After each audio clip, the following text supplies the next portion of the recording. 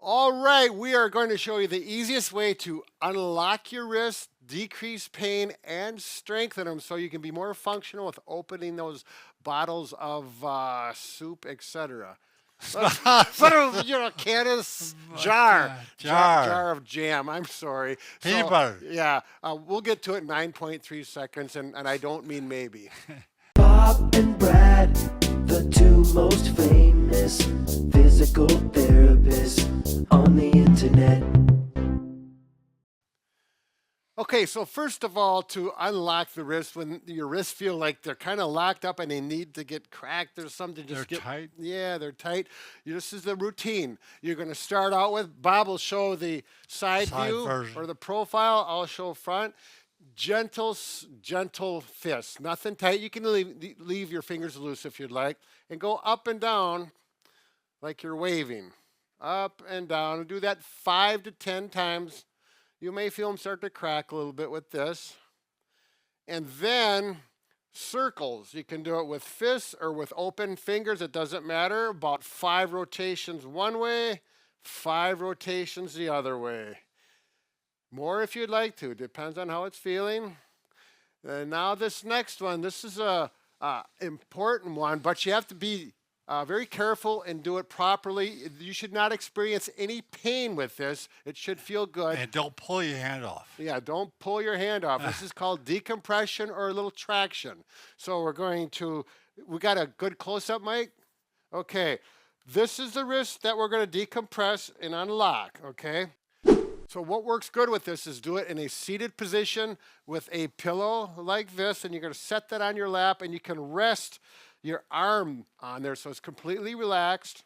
Okay, I'm going to take the other hand and grab the hand above the wrist and support it. This arm is going to stay relaxed. So you're above these two bones. Yep, above those two bones. The wrist joint where the crease is where we're grabbing above.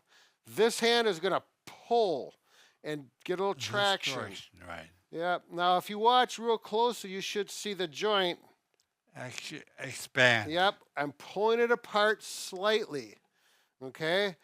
And once you get a feel for that and you can still do it relaxed, if you get any sharp pain with this, you stop. It's not the right thing to do for you. Should feel good. Immediately. Yep. If it feels good, you can continue. And then once you pull out, you maintain the traction, the pull-out pressure. Now watch what I do here. I'm going to rotate just my forearm.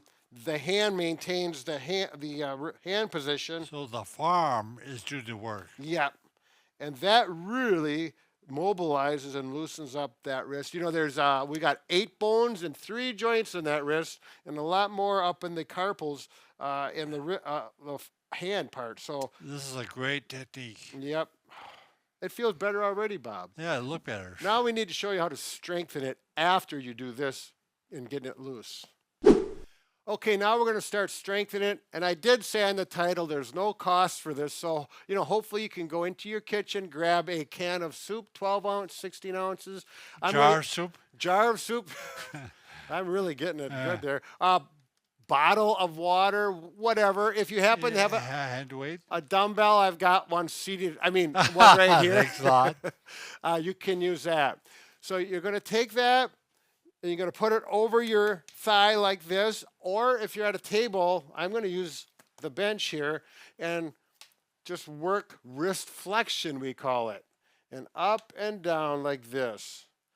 And after 10 to 15 repetitions, you should start to feel the muscles get tired. Right. If they're not tired, get a bigger can of soup, get a bigger dumbbell. Bigger jar of soup. Bigger jar of soup. Okay, then flip your wrist over so your palm is down and go ahead and do that direction. This direction almost always is weaker than this. Right. You'll find if you can do 15 this way. You'll struggle more. Yep, you can probably only do 10 this way. Okay. Now, neutral. Yep. So like you got your thumb up, you're going to go sideways like that. If your thumb was here, it's so like you're doing a baby hitchhiker. Same thing, 10 to 15 repetitions. And that'll do you wonders. Now, if you did have a can of soup, what you're going to do then is take it, open it up, and eat it. 'Cause you got to, Very you good. need some nutrients for the work you've done. Oh, just kidding. And no pain, by the way. Right, no pain with all these. It should feel a little fatigue, but that's it. Shouldn't be irritated after you're done and Right. sore.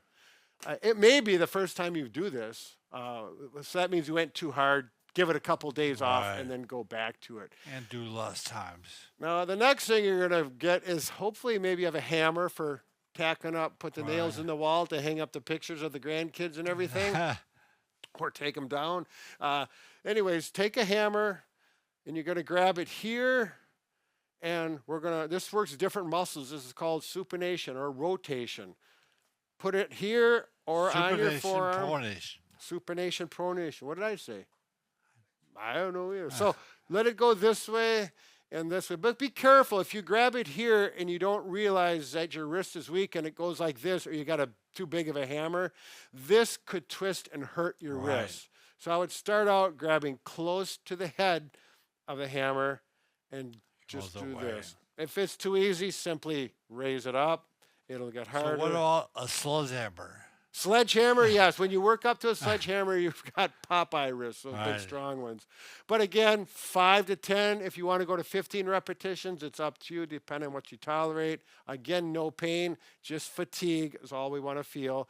Now, this one you can go forward and backwards Sure. like this, and that works some other muscles. That's not so important. If you've got to open up that jar of jam, this is a motion that's going to really help you with that, as well as our next exercise.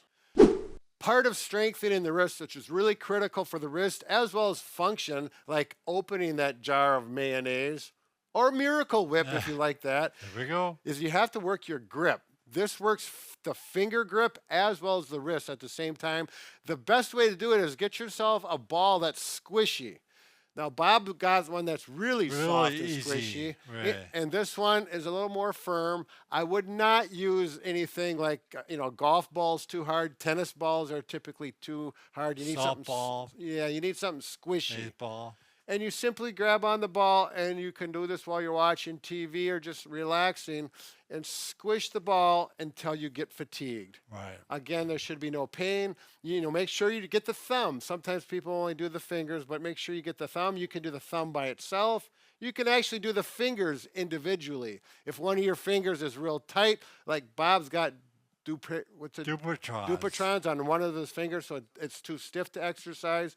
You work the other ones, and that's one of the beauties of having a nice squishy ball. And they're nice to work with. It's good for stimulation of the tactile stimulation. That's I agree. Yeah. Yeah, Bob concurs. It's a therapy thing. So anyway, seriously, a nice soft ball can really do well. You do all of those things, and this is going to make a significant difference on your strength, the pain in your wrists, and make you a wrist and grip And you can worthy. choke a chicken. Choke a chicken. Thanks, Bob. I Okay, thank you very much for watching, and work on those wrists on a daily basis. Be careful. don't know.